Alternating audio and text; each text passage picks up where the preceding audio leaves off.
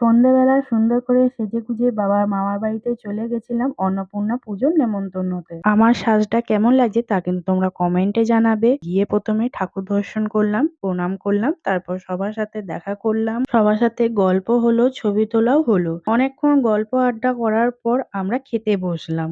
ভোগের মেনুতে ছিল গরম গরম লুচি, আলুর দম আর ভেজিটেবিল চপ, ঢোকার তরকারি, চিলি পনির, চাটনি, পাঁপড়, মিষ্টি, শেষে ছিল আইসক্রিম। সব শেষে বাড়ি চলে আসি।